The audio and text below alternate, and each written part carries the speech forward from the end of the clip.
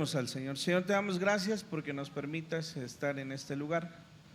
Te pedimos que tu bendición esté en medio de nosotros. Te damos gracias porque, Señor, tú nos permites congregarnos. Es una bendición el poder hacerlo. Te rogamos, Señor, por todos aquellos que no están en las mismas condiciones que nosotros para poder adorar tu nombre. Te pedimos que, Señor, tu bendición les acompañe, Señor, y que ellos puedan conocer a este Dios que todo lo ha vencido y que tiene el control en sus manos. Que puedan, Señor, ver esta visión del Apocalipsis, Señor, como el mayor sentido de esperanza que hay para cualquier creyente. Te damos gracias y bendecimos tu nombre. Oramos en el nombre de nuestro Señor Jesucristo. Amén. Bien, hermanos, vamos a intentar terminar el primer capítulo del Apocalipsis. Hace ratito que le daba la lectura a David que habría de hacer al inicio, me decía, ¿otra vez Apocalipsis 1? Pues otra vez. Les decía desde un principio, ¿no? Nos tardaremos lo que nos tengamos que tardar, es importante que así sea. Y bueno, creo que lo más complicado en ocasiones es la introducción. Pero bueno, iremos en búsqueda de la sabiduría del Señor para poder avanzar en ello.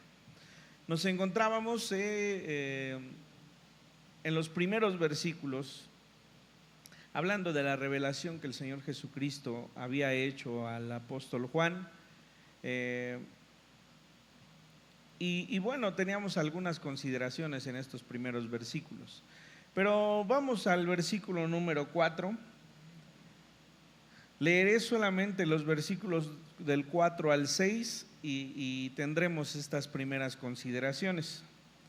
Juan, a las 7 iglesias que están en Asia, gracia y paz a vosotros, del que es y que era y que ha de venir, y de los 7 espíritus que están delante de su trono, y de Jesucristo el testigo fiel, el primogénito de los muertos y el soberano de los reyes de la tierra, al que nos amó y nos lavó de nuestros pecados con su sangre, y nos hizo reyes y sacerdotes para Dios, su Padre.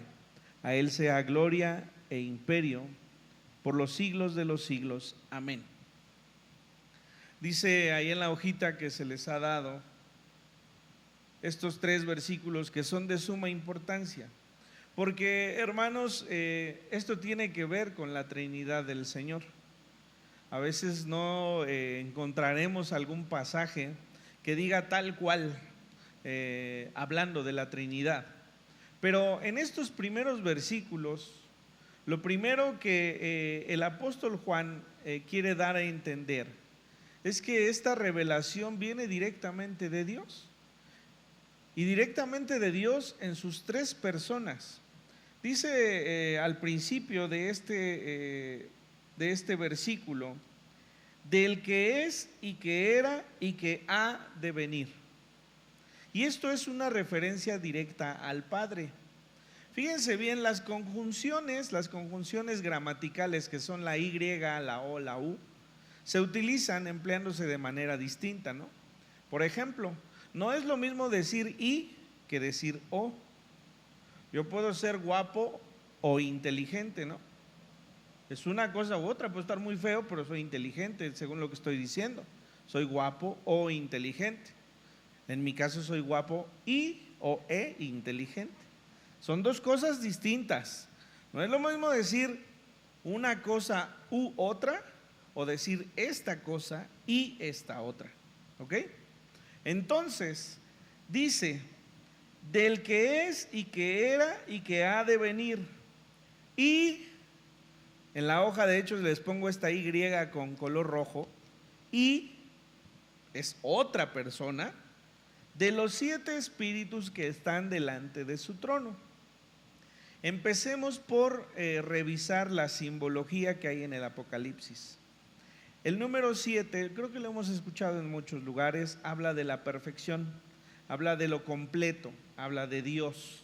Al decir los 7 espíritus, el apóstol Juan se está refiriendo al Espíritu Santo en su integración completa, ¿sí?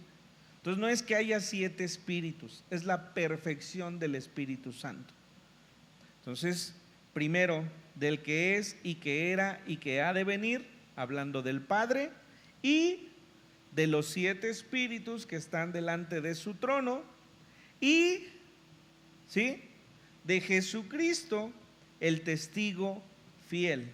Y habla un poco más acerca del Señor Jesús. Entonces, en estos versículos está presente la Trinidad de Dios. El que era, que es y que ha de venir, ese es nuestro Dios. Y de los 7 espíritus que están delante de su trono, ese es el Espíritu Santo.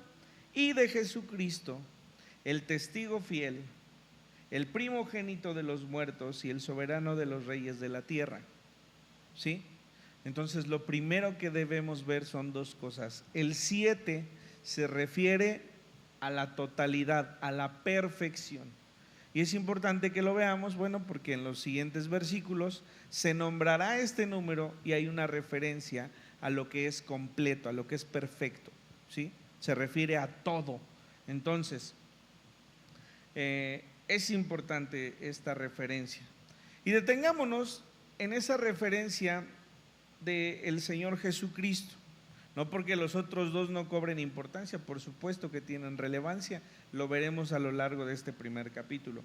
Pero cuando se detiene en el Señor Jesucristo, el apóstol Juan se refiere a algo que tiene que llevar a la iglesia de ese instante y de este instante a entender que no nada más nosotros sufrimos, ¿sí?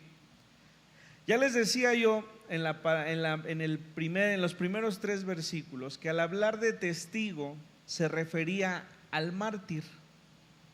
Y les decía que refiriéndose a Juan como un testigo, se decía que era así porque Juan había sido metido, obviamente vivo, metido en una caldera, en una olla con aceite hirviendo. Se me acercaba la hermana Dulce al final y decía, ¿y no le pasó nada? Eso es lo que la tradición cristiana dice. Y hay referencias históricas, no precisamente de cristianos, que hablan de este suceso. Y si les dio curiosidad, que no creo, de que lo hayan buscado en internet, por ejemplo, pueden leer que así fue. Que a manos de Domiciano, por no querer doblegarse el apóstol Juan a adorarle, fue tomado y como castigo fue metido a una olla de aceite hirviendo, ¿sí? Yo lo más cercano que he estado de esto fue una vez que a mi papá, haciendo unos churros, porque mi mamá ya ve que se las ingenia para tenernos bien alimentados, estaba haciendo unos churros y de repente todo el aceite explotó, aceite hirviendo, o sea, las que cocinan saben cómo debe estar el aceite hirviendo y saben que si de repente les cae una gotita, la piel de repente se inflama luego nuevo, ¿no? Bueno, pues a mi papá le cayó todo el aceite en la cara. No se lavó, no se quiso tocar, lo llevaron a que le hiciesen una curación y no tenía nada. Y obviamente uno puede decir que son casualidades de la vida, hermanos, pero de verdad hemos estado muy cerca de los milagros del Señor y tenemos que verlo. Mi esposa, ustedes saben que ella de pequeñita, a la edad de Hannah, tenía una quemadura que se le hizo. Muchos no la conocían, pero su labio se abrió por completo, o sea, tenía su labio abierto, desprendido, ¿no? Y hoy, hace unos días, le decía a Hannah para que no tomara algún cable con corriente de un cargador. Decía, mira hija, ve lo que tengo aquí, es una cicatriz. Por eso. O sea, hay personas que han pasado milagros y que debemos llamarlos milagros, ¿no? Bueno, pues el apóstol Juan pasó este milagro. Lo tomaron, lo metieron en una olla con aceite hirviendo y Dios guardó su vida, como la guardó con Daniel, como la guardó con sus amigos, ¿no? Entonces, por eso alguna vez papá decía, si usted puede creer en el principio creó Dios los cielos y la tierra, pues lo demás no debe sorprenderle, porque podemos creer que la palabra de Dios es fiel, ¿sí? Y bueno, entonces este hombre, al no sufrir ninguna quemadura y por supuesto no sufrir la muerte, fue llevado a la iglesia de Patmos. Ahí fue abandonado, relegado, porque no se le podía juzgar de la misma manera. Así que bueno, esa palabra testigo se había aplicado a él como un mártir de la iglesia cristiana. Pero fíjense que hablando del Señor Jesucristo dice el testigo fiel. No hay otro testigo, no hay otro mártir, y ahorita me refiero a eso, como el Señor Jesucristo, porque Él murió sin pecado.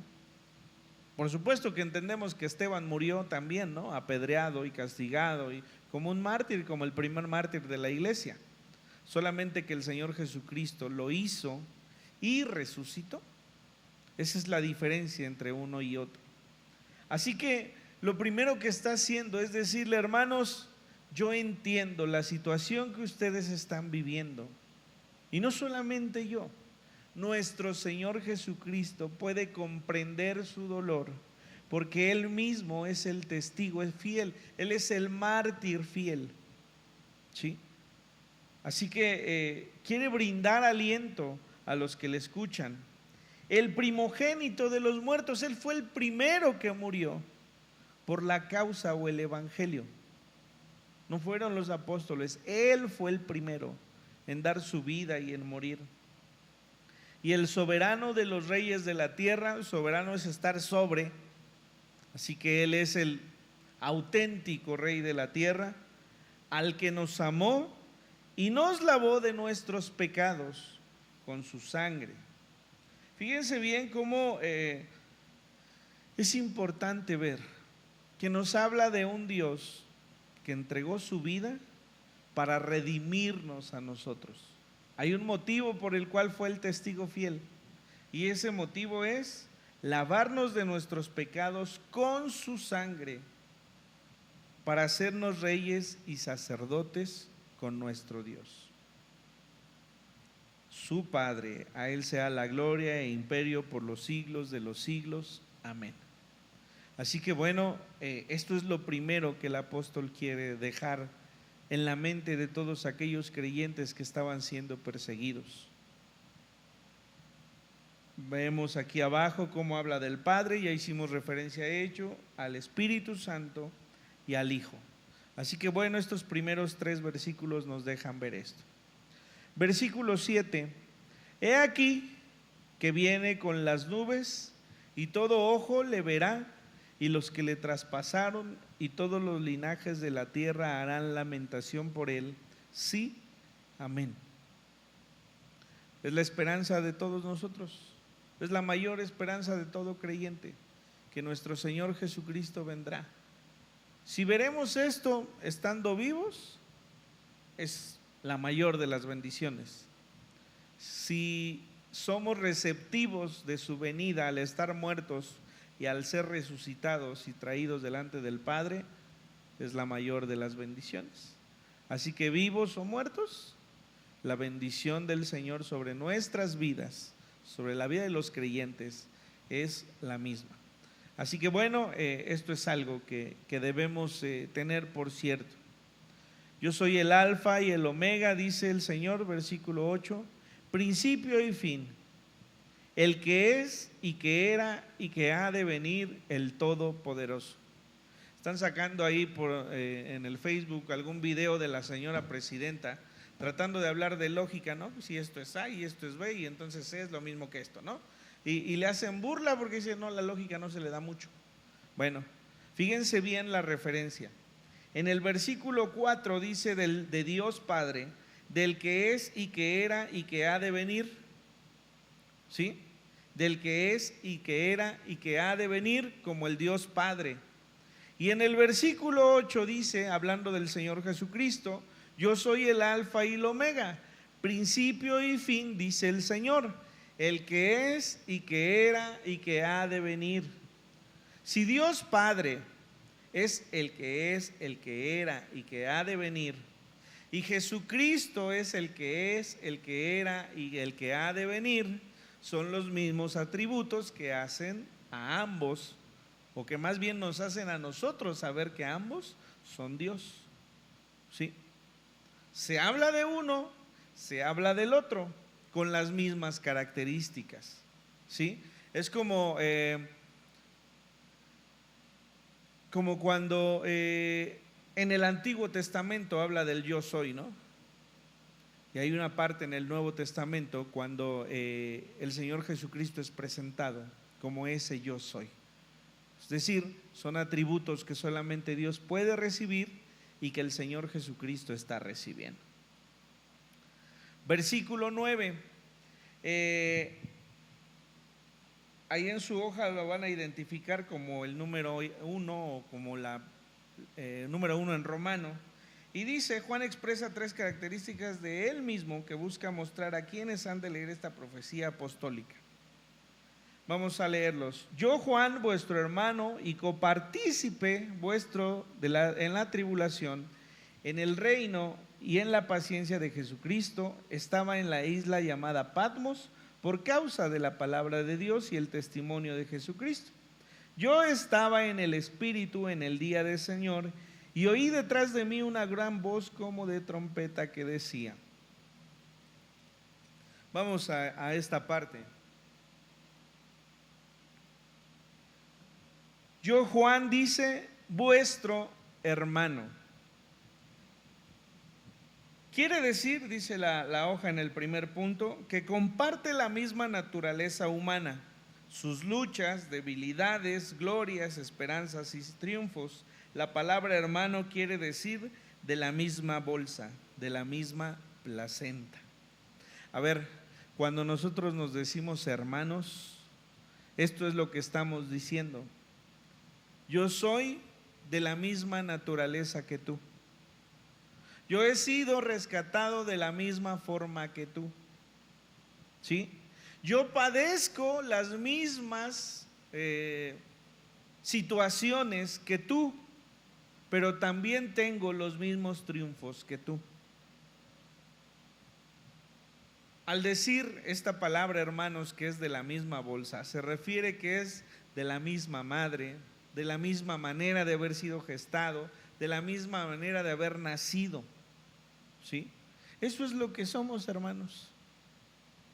Yo creo que usted siente un amor muy importante por sus hermanos de sangre. Yo creo que es así. No quiere decir que con todos nos llevemos de la misma manera, porque en ocasiones con algunos tenemos una relación pues más cercana que con otros, ¿no? Pero a todos nos duele cuando alguno de nuestros hermanos está en aflicción, porque sabemos que tenemos una misma madre, un mismo padre, que somos de la misma bolsa. Bueno, quiero que sepan que ustedes y yo somos de la misma bolsa. Hemos nacido de la misma manera. Hemos estado en pecado de la misma forma. Hemos sido redimidos y alcanzados de la misma manera. Y seremos resucitados de la misma forma. Entonces, lo primero que tenemos que entender es que ustedes y yo debemos tener tal unión que nos sintamos que pertenecemos al mismo lugar, que provenimos del mismo sitio y que nuestro Padre y Dios es el mismo de cada uno de nosotros. ¿Sí? Así que lo primero que dice Juan es, yo, Juan, vuestro hermano. Lo segundo que les dice es, copartícipe vuestro en las tribulaciones. Si el hombre ha sido sumergido en el aceite caliente, en el aceite hirviendo, y ha salido, ha sido copartícipe de los dolores. ¿Sí? A veces no entendemos algo. Mi papá siempre decía, el dolor nunca es el mismo para nadie, ¿eh? O sea, la mujer que ha perdido a un hijo no sabe el dolor de otra mujer que ha perdido a un hijo. No es lo mismo.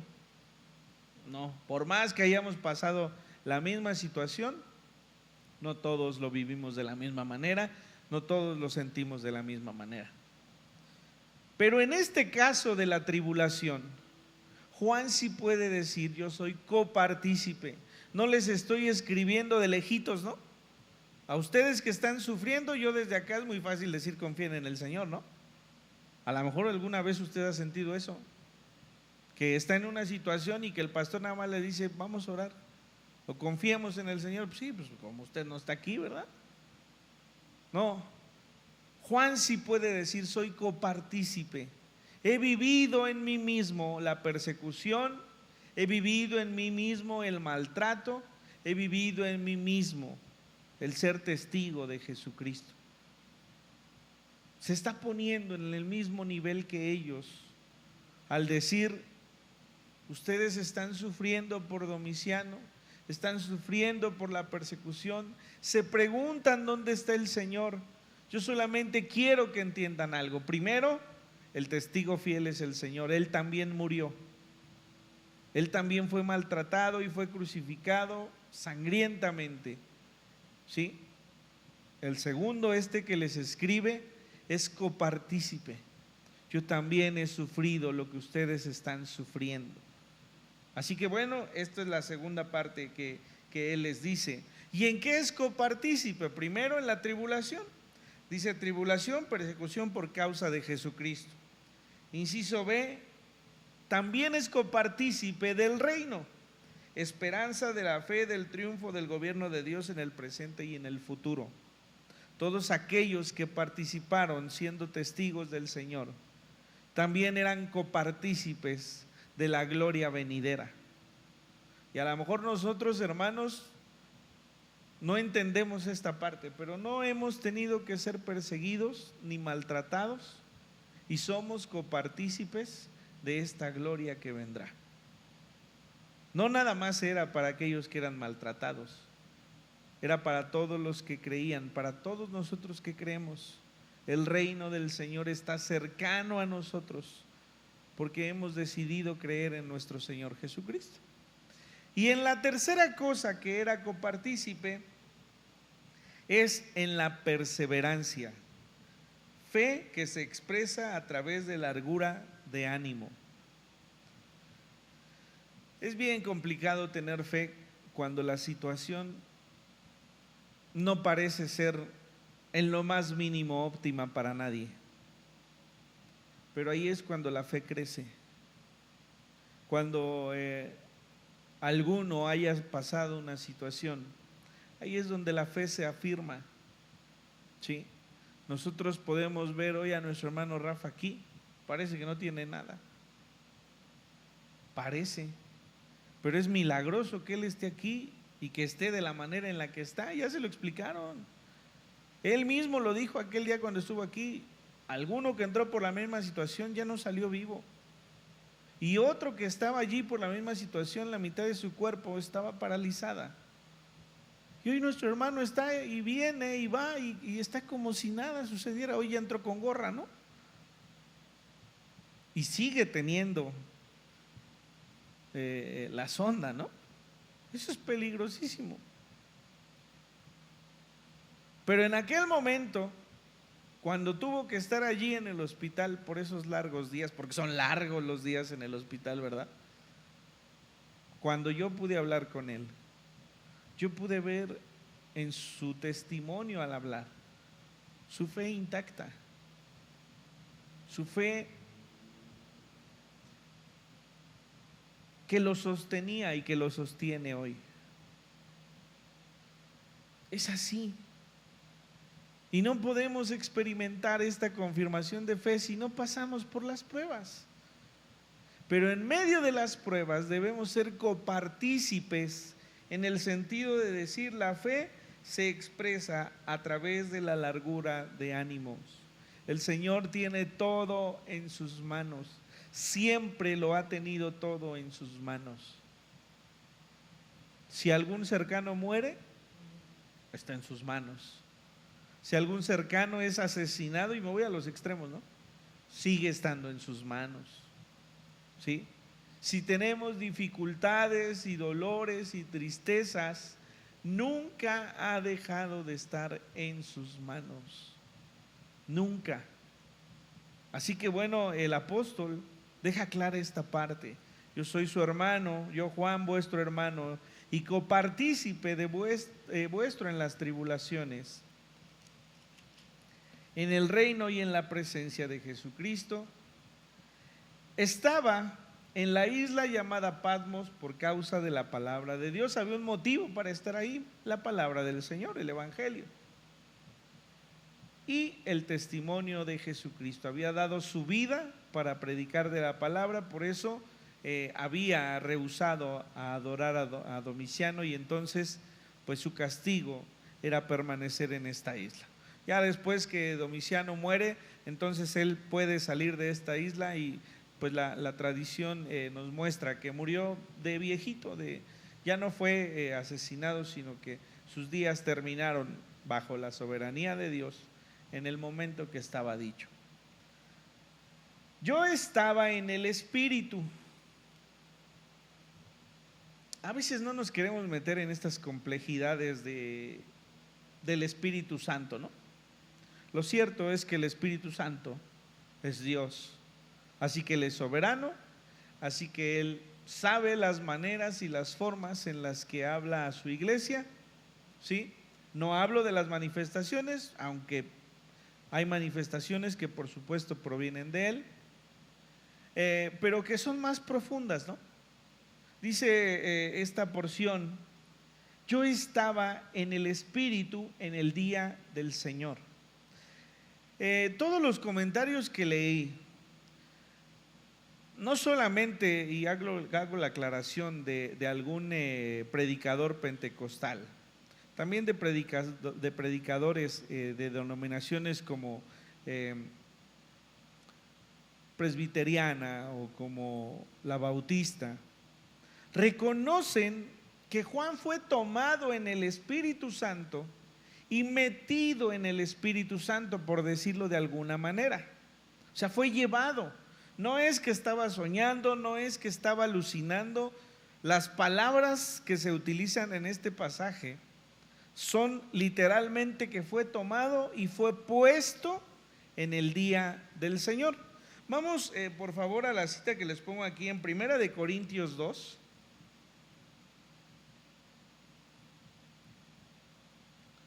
Primera de Corintios 2,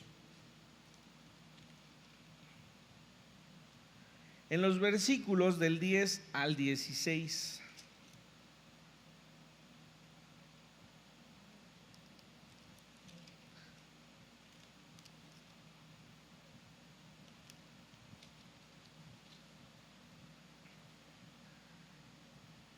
Voy a leer desde el versículo 6, dice: sin embargo, hablamos sabiduría entre los que han alcanzado madurez y sabiduría, no de este siglo ni de los príncipes de este siglo que perecen. Mas hablamos sabiduría de Dios en misterio, la sabiduría oculta, la cual Dios predestinó antes de los siglos para nuestra gloria, la que ninguno de los príncipes de este siglo conoció, porque si la hubieran conocido nunca habrían crucificado al Señor de gloria. Antes bien, como está escrito: cosas que ojo no vio ni oído yo, no han subido en corazón de hombre, son las que Dios ha preparado para los que le aman. Dice: pero Dios nos las reveló a nosotros por el Espíritu, porque el Espíritu todo lo escudriña, aún lo profundo de Dios. Porque ¿quién de los hombres sabe las cosas del hombre, sino el Espíritu del hombre que está en él? Así tampoco nadie conoció las cosas de Dios, sino el Espíritu de Dios. Y nosotros no hemos recibido el espíritu del mundo, sino el Espíritu que proviene de Dios, para que sepamos lo que Dios nos ha concedido. A ver, cuando teníamos la explicación de estos versículos, les decía, al hablar del espíritu del hombre se refiere a nosotros mismos. Nadie conoce lo que hay en lo profundo de mi espíritu, hablando de mi persona, ¿no? Nadie, ni siquiera mi esposa, ni mi hermana, ni mi madre, nadie sabe lo que hay en lo profundo de mi ser. Ni en la tristeza, ni en la alegría, nadie sabe lo que hay en lo profundo de cada uno de ustedes. Dice: más que el espíritu que está dentro del hombre, es decir, más yo mismo. Yo sé perfectamente lo que hay dentro de mí. Nadie, todos pueden suponer, pero nadie sabe lo que hay en lo profundo de mí. Pero dice más ahí en el versículo 11: porque ¿quién de los hombres sabe las cosas del hombre, sino el espíritu del hombre que está en él? Es decir, nadie conoce lo que está en el mismo hombre. Así tampoco nadie conoció las cosas de Dios, sino el Espíritu de Dios. Bajo esta misma lógica, el Espíritu Santo, que es Dios, conoce las cosas de Dios Padre, ¿sí? Y nosotros no hemos recibido el espíritu del mundo, sino el espíritu que proviene de Dios. Así que el Espíritu Santo dice para que sepamos lo que Dios nos ha concedido. La única manera en que el hombre reciba revelación divina es por medio del Espíritu Santo, porque el Espíritu Santo conoce lo profundo de Dios Padre, porque es Dios. Así que Juan fue tomado en el Espíritu Santo y fue puesto en el día del Señor. ¿Para qué? Para que observara, para que viera, para que pudiera transmitir este mensaje a la iglesia. Entonces, versículo 10, yo estaba en Apocalipsis, versículo 10, yo estaba en el Espíritu en el día del Señor y oí detrás de mí una gran voz como de trompeta. La trompeta, ahí al final de la primera hojita, dice, es símbolo de voz clara, distinta y poderosa, que convoca al pueblo de Dios y es usada para enfatizar autoridad, solemnidad, alegría o alarma. O sea, cuando dice o habla de la voz que se escuchó como una voz de trompeta, es que en ese momento tuvo que voltear, porque fue un llamado a que su atención estuviese completamente allí.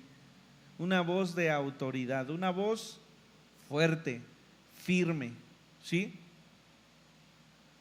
A veces, y está mal decirlo, cuando mi mamá nos decía algo, pues le hacíamos caso después de la 10ª vez que nos hablaba, ¿no? Pero cuando mi papá gritaba, ahí estábamos en el momento, ¿no? Hay una voz de autoridad, no porque mamá no la tuviera, mi mamá de alguna manera pues no nos iba igual, ¿verdad? Pero esa voz como de trompeta, dice, sonó, escuchó esa voz que decía características de Jesucristo, ¿no? Yo soy el alfa y el omega, y la omega, el primero y el último. Esto sí lo hemos escuchado muchas veces, la primera y la última letra del abecedario en griego, y que bueno, determina el infinito, la eternidad de Dios. No hay nada antes y no hay nada después. Así que Jesucristo dice, yo soy el alfa y la omega, el primero y el último, ¿sí? Así que lo que Juan se encuentra es a una voz con autoridad que le dice quién es, que le revela quién es. Juan lo conocía, ¿no? Habitó con él, estuvo con él. Qué sorprendente debe ser para él escuchar una vez más a su Señor. Y le habla para darle una orden, una instrucción.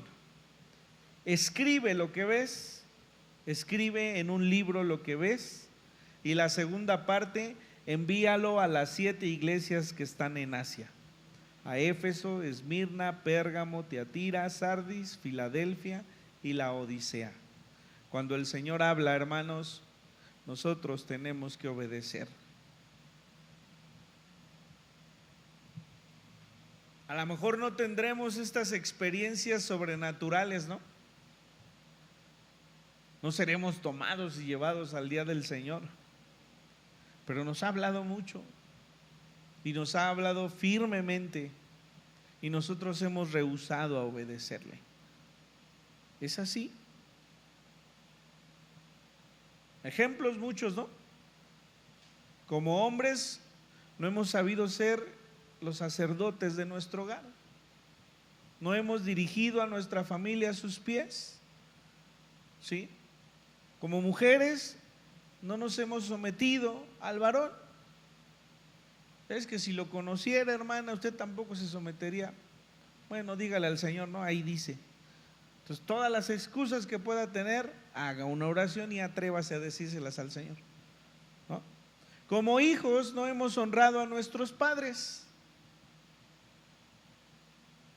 Y miren que hemos tenido buenos padres. Y ni aún así hemos honrado a nuestros padres, ¿sí? Como congregación no nos hemos sometido a la voz del Señor. no lo hemos hecho. Cuando el Señor habla y da su orden con una voz de autoridad, hay que obedecer. Así que bueno, la instrucción es clara. Escribe en un libro lo que ves y envíalo a las 7 iglesias. Y a continuación, en el versículo 12, nos muestra qué es lo que ve en ese momento el apóstol Juan.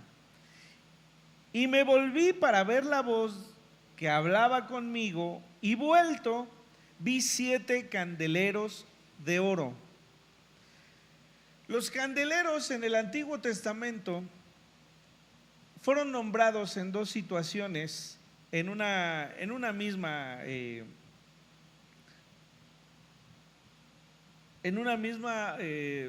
explicación.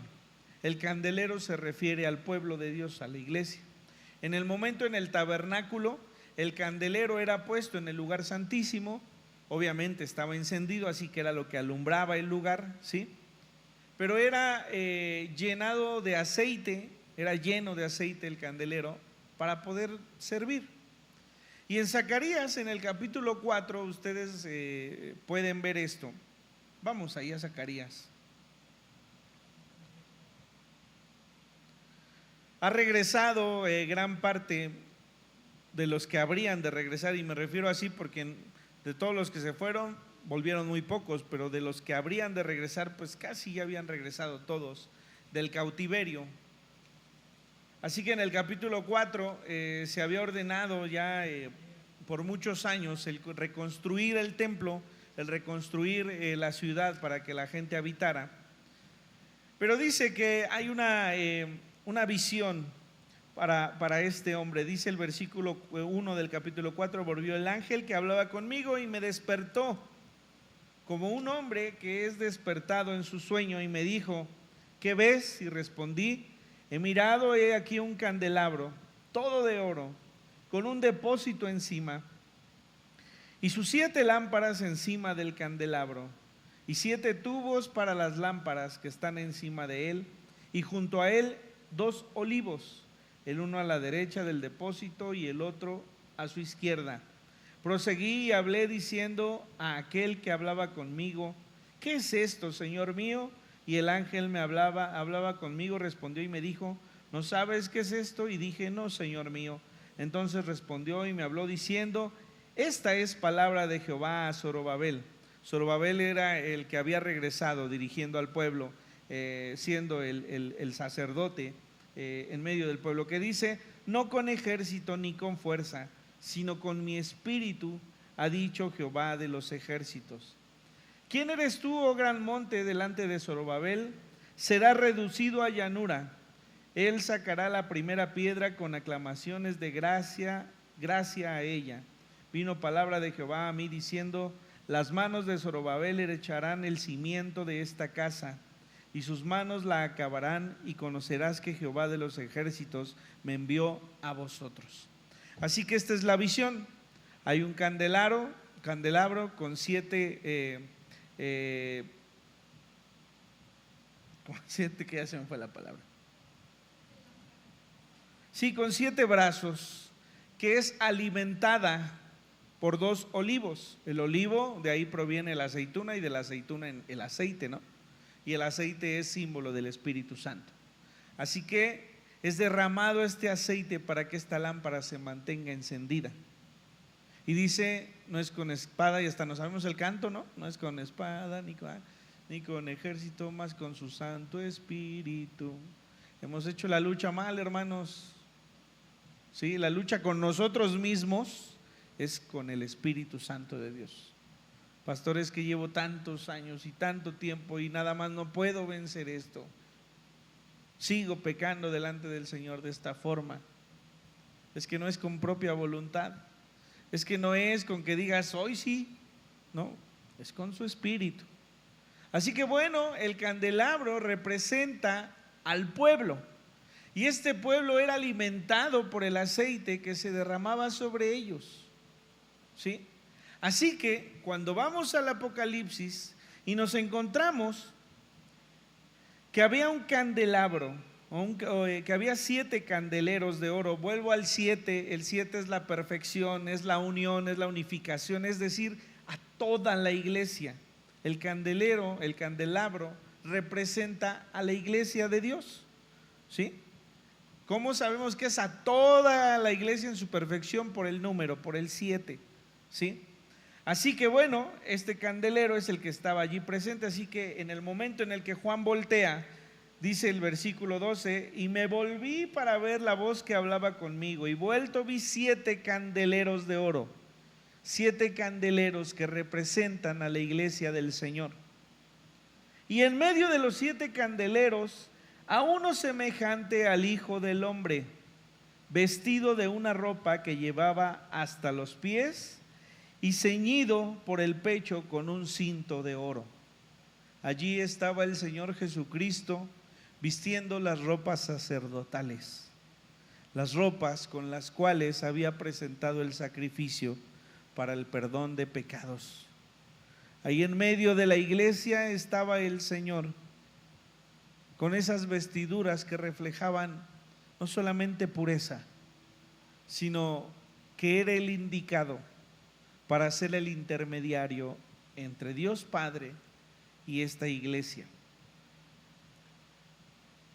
Una de las piezas que no podía faltar en la ropa del sacerdote eran los nombres aquí en el pecho de cada una de las tribus del pueblo de Dios, para que al ver estas piedras se acordara, tuviese el memorial de cada una de ellas e intercediera por ellos. El Señor intercede de tal forma, hermanos, que Él es nuestro juez. Cuando Dios ve que hay pecado en nosotros, el Señor Jesús se interpone entre Él y nosotros y le recuerda que la prueba y que el pecado han sido cubiertos. No hay más pecado en nosotros. Esto es tan profundo, porque la mirada de nuestro Dios hacia cada uno de nosotros, esa mirada que pudiese revelar todo lo que hay en lo profundo de nuestro ser, es traspuesta por el Señor Jesucristo para que Él solo pueda ver en nosotros pureza y santidad. Así que bueno, dice: en medio de los 7 candeleros, a uno semejante al Hijo del Hombre, vestido de una ropa que llevaba hasta los pies y ceñido por el pecho con un cinto de oro. Su cabeza y sus cabellos eran blancos como blanca lana, como nieve. Y no lo describe como si fuese pues el color, ¿no? Yo no sé si usted ha visto un lugar así con nieve, pero hasta los ojos como que en el reflejo del sol, en lo blanco, pues los ojos nos lloran, ¿no? Porque no podemos ver tal blancura, ¿sí? Es tal la santidad del Señor Jesucristo que Juan utiliza estas palabras para describirla. Su cabeza y sus cabellos eran blancos como blanca lana, como nieve. Hay una perfección en la santidad de ese hombre que está viendo allí. Sus ojos como llama de fuego, esa mirada que penetra lo profundo del ser y puede ver lo que hay en lo profundo de todos nosotros. Sus pies semejantes al bronce bruñido, refulgente como un horno, y su voz como estruendo de muchas aguas. El bronce era el material más duradero que se conocía para ese tiempo. Así que bueno, esto refleja que el Señor Jesucristo ha pisado con firmeza, porque se mantiene bajo lo resistente que es en su potestad, en su poderío, para mantenerse firme aún después de que haya muerto, ¿no? Su voz como estruendo de muchas aguas. No se puede escuchar más que su voz. Por más que haya un ruido por otro lado, la atención está puesta en su voz. Tenía en su diestra 7 estrellas. Hace algunas semanas, cuando estudiaba esta parte y veía con nuestra hermana Ángeles en el estudio, Ella hablaba de este pasaje y se dirigía a mí y a otro pastor que estaba allí y decía, él tenía en su diestra 7 estrellas. Hablemos una vez más de la perfección. Y esas 7 estrellas representan a los servidores del Señor, a los pastores de esas 7 iglesias, pero a los pastores que hoy son siervos del Señor. Pero no los tenía así como con su mano abierta, ¿no? Sino como con su mano cerrada, para que nada pueda tocarlos, para que nada pueda arrebatarlos de sus manos. Es increíble la forma en la que el Señor ha guardado de nuestras vidas. Él nos ha puesto en el poder de su diestra y no hay nadie que pueda abrir esa mano para arrebatarnos de su presencia, ¿no? El que habita al abrigo del Altísimo morará bajo la sombra del Omnipotente. Así que dice, él tenía en su diestra 7 estrellas. Ahorita veremos en el último versículo la confirmación de lo que les estoy diciendo. Y de su boca salía una espada aguda de 2 filos. Y esto es importante. La palabra del Señor es la espada, ¿no? Es la espada de 2 filos. ¿Pero por qué es de 2 filos? Porque salva y porque condena.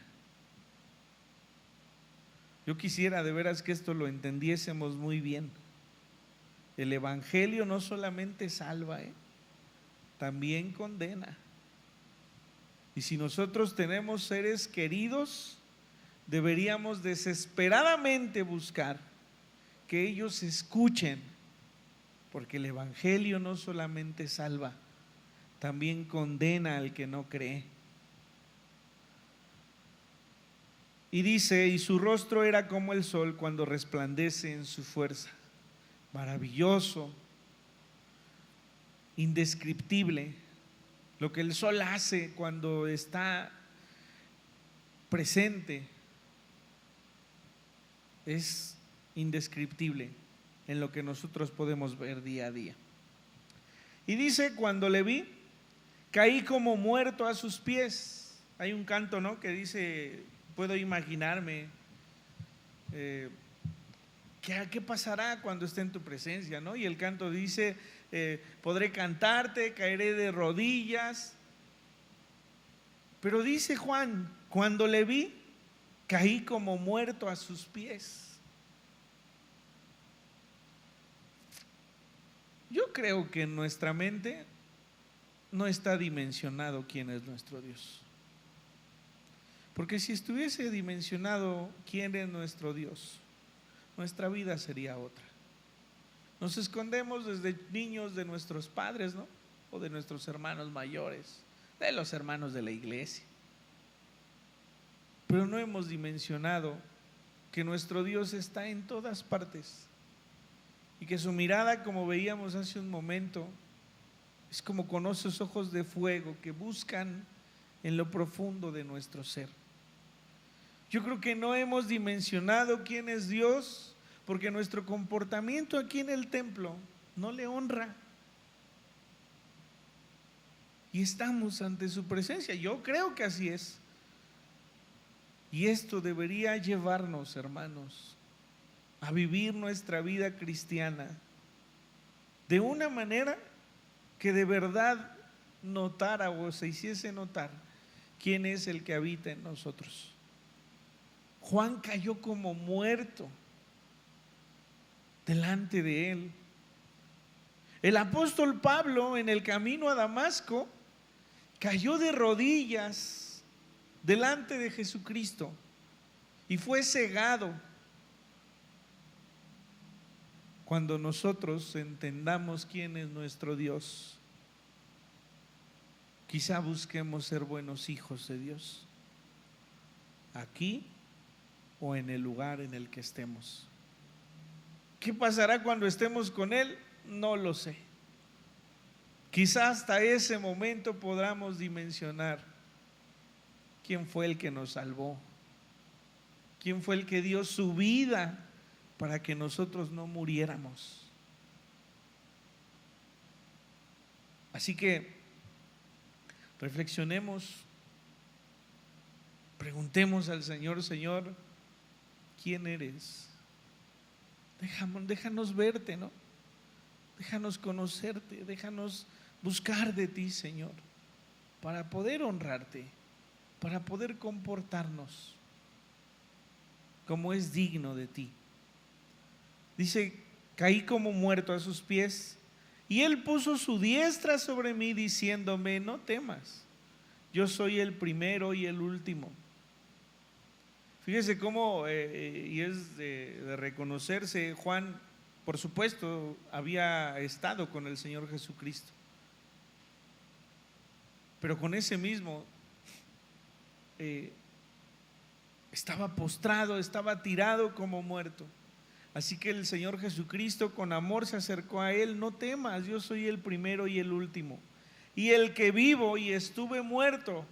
Juan, yo soy ese que tú viste morir, yo soy ese que viste resucitar, yo soy ese mismo. Mas he aquí que vivo por los siglos de los siglos. Amén. Y tengo las llaves de la muerte y del Hades. Juan, iglesia, entiendan que las llaves de la muerte no las tiene ni Domiciano, ni las tuvo Herodes, ni las tuvo el faraón, ni las tiene nadie que no sea nuestro Dios. Es que cayó una bomba y muchos murieron. Dios lo permitió así. Entonces, ¿Dios es malo? Por supuesto que no. Pero como dirían por ahí, no lo entenderías, ¿no? No lo entenderíamos. Pero eso sí podemos entender: vivimos y morimos cuando la soberanía de Dios lo dicta. Juan tenía que haber muerto en esa olla con aceite hirviendo, ¿no? Y no murió. Lázaro había muerto, pero el Señor Jesucristo le resucitó. Así que muchos de nosotros quizá alguna vez pensamos que habríamos de morir, pero el Señor no ha determinado qué es la hora. Y dice: y tengo las llaves de la muerte y del Hades. Las llaves son un símbolo de autoridad, ¿no? Escribe las cosas que has visto. Esto que acaba de ver tienes que escribirlo. Las que son nos referiremos a ellas en las siguientes semanas, capítulo 2 y 3 de Apocalipsis, que es el mensaje a las 7 iglesias. Y las que han de ser después de estas, todo lo que sigue después del capítulo 4, en el día del Señor. El misterio de las 7 estrellas que has visto en mi diestra y de los 7 candeleros de oro. Las 7 estrellas son los ángeles de las 7 iglesias. Las 7 estrellas son los pastores de las 7 iglesias. Y los 7 candeleros que has visto son las 7 iglesias. ¿Sí? Así que bueno, de aquí es donde proviene toda la interpretación de este capítulo. Los 7 candeleros que están allí frente a Juan al haber volteado, se refiere a las 7 iglesias, que si nos vamos a la interpretación del número 7, se refiere a toda la iglesia del Señor. Las 7 estrellas son todos los siervos del Señor, y eso es lo que Juan ve en este primer capítulo y acerca del mensaje que ha de mostrar. Escribe las cosas que has visto, las que son y las que han de ser después de estas.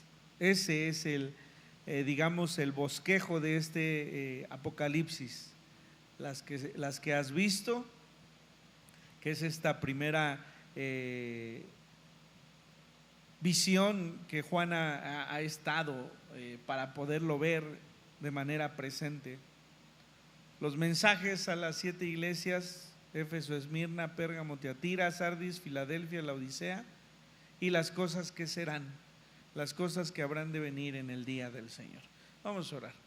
Señor, te damos gracias porque nos permites encontrarnos en este lugar. Te damos gracias por la palabra que hemos podido leer. Te pedimos que tú, Señor, nos des entendimiento. Tu palabra ahí en Corintios nos muestra que el Espíritu Santo es quien nos muestra lo que hay en lo profundo de nuestro Dios y nos revela lo que necesitamos conocer. Seguramente hay cosas, Señor, que nunca entenderemos hasta estar ante tu presencia, pero con estas que tú nos has revelado, podemos tener en el pensamiento el confiar en que todo está en tus manos, que tu soberanía y autoridad, Señor, han de cumplirse para siempre. Te damos gracias y bendecimos tu nombre. Oramos en el nombre de nuestro Señor Jesucristo, agradeciendo por el sacrificio que hizo por cada uno de nosotros en la cruz del Calvario. Damos gracias, Señor, en tu nombre. Amén.